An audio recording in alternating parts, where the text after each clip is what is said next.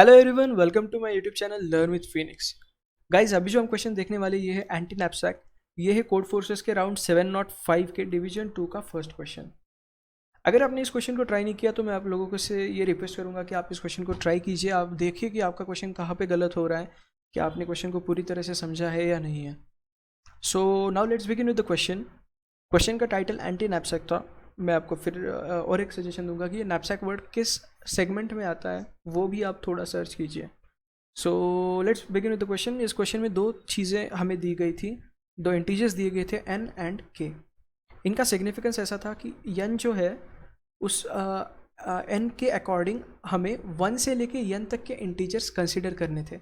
जैसे मैं मान लो कि n की वैल्यू 5 है तो हमें 1 2 3 4 5 ऐसे 5 इंटीजर्स कंसिडर करने थे। किस चीज़ के लिए? तो उसके साथ एक वैल्यू दी गई थी k।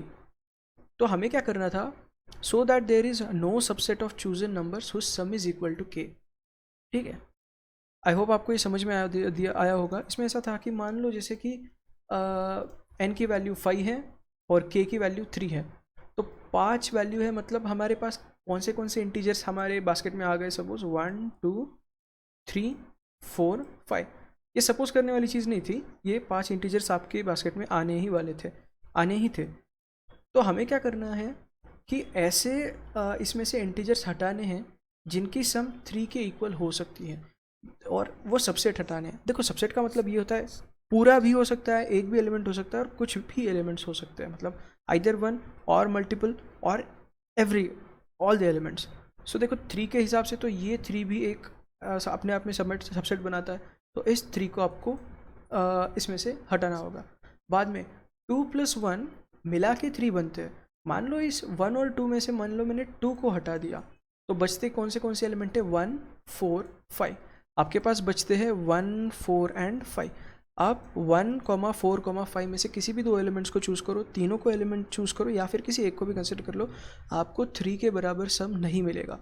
सो हमें यही बताना था कि हमें मिनिमम मतलब अगर हमने ऐसे इंटीजर्स हटाए जो जिनका सबसेट का सम के वैल्यू के बराबर होता है, तो बचे हुए इंटीजर्स की वैल्यू कितनी है, मतलब कितने नंबर ऑफ इंटीजर्स है और कौन कौन से बचते हैं।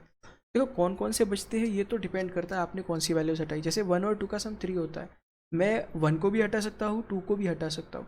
सो in that case multiple answers will be the outcomes. तो क्वेश्चन में दिया गया था, आप उनमें से कोई भी ऑप्शन को प्रिंट कर सकते हो। सो यही दिया गया था। सो आउटपुट में हमें क्या आउटपुट कराना है कि second line contains outputs M distinct integers, और first line will be the integer M. So जैसे कि 3 और 2 है, 3 और 2 में क्या हमारे इंटीजर्स आएंगे? 1 2 और 3। देखो, और k की वैल्यू 2 है, मतलब किसी भी सबसेट की सम की वैल्यू 2 नहीं होनी चाहिए। सो इस टेस्ट केस को भी हम समझ लेते हैं। जैसे 1 हमारे वहाँ पे वैल्यू कौन सी है? 3 और 2 है ना। तो 3 के अकॉर्डिंग हमारे पास वैल्यू कौन सी आ गई? 1 2 3। ये 3 वैल्यूज़ हमारे पास आई, और ये k की वैल्यू है 2। देखो, k की वैल्यू 2 है, मतलब मैं 2 को तो हटा सकता हूँ, है ना। तो मेरे पास दो इंटीजर्स आ गए 1 और 3, ये बचे हुए इंटीजर्स है। इन दोनों के सबसेट या कोई भी कुछ भी कर लो आप, आपके पास सम की वैल्यू 2 नहीं आएगी, सम 2 नहीं आएगा। तो आपके पास ये एक आंसर ये बचा। या फिर आप 1 को भी नहीं, आपको इस केस में 2 ही हटाना पड़ेगा, है ना। सो ये आपका आंसर हुआ। आई होप आपको ये सैम्पल इनपुट समझ में आया होगा। सो उसके अकॉर्डिंग देखो, आपके पास दो इंटीजर्स बचे हैं जो कि m की वैल्यू होगी, और जो बचे हुए इंटीजर्स है वो 3 और 1 है। तो 1 3 3 1, जो जिस हिसाब से आपको जो आउटपुट कराना है वो आप कर सकते हो। अब इसके बाद हम कोड की तरफ बढ़ते हैं। इसी में मैं आपको अप्रोच भी बता दूंगा कि हमने किया क्या था। देखो, जब हम जो 1 से लेके n के इंटीजर्स ले रहे हैं, उसी के वक्त अगर उसमें से किसी की वैल्यू k के बराबर है ना, तो हम उसको इनपुट लेंगे ही नहीं। जैसे 3 और 2 था, तो k की वैल्यू 2 है, तो जब हमारा जो इंटीजर्स का ये रहेगा, एरे रहेगा या फिर वेक्टर रहेगा, तो उसमें एक वैल्यू k के बराबर है 2, तो हम उसको उसी वक्त इग्नोर कर देंगे।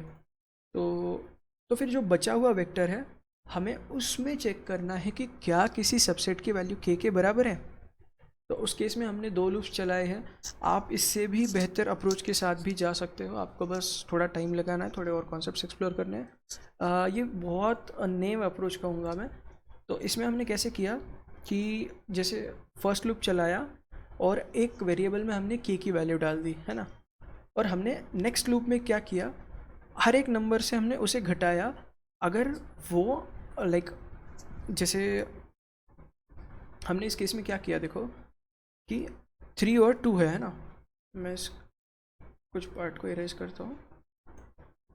जैसे 3 और 2 है तो हमारे पास जब इनपुट आया तब क्या आया, 1 2 3, लेकिन 2 को हमने इग्नोर किया तो हमारे पास 2 इंटीजर्स आए 1 और 3। तो हमने क्या किया कि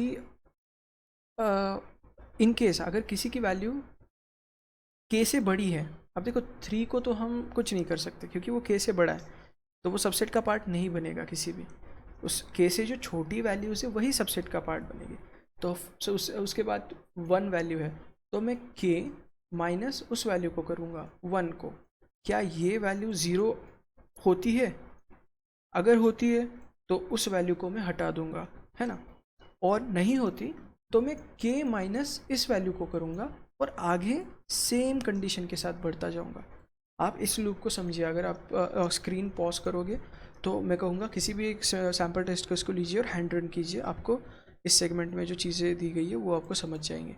तो हमने वही किया है, हमने एक वेरिएबल में आंसर नाम के एक वेरिएबल में के की वैल्यू डाल दी है और एक्सटर्नल लूप में हमेशा हम उस वेरिएबल को के से फिल कर देते हैं।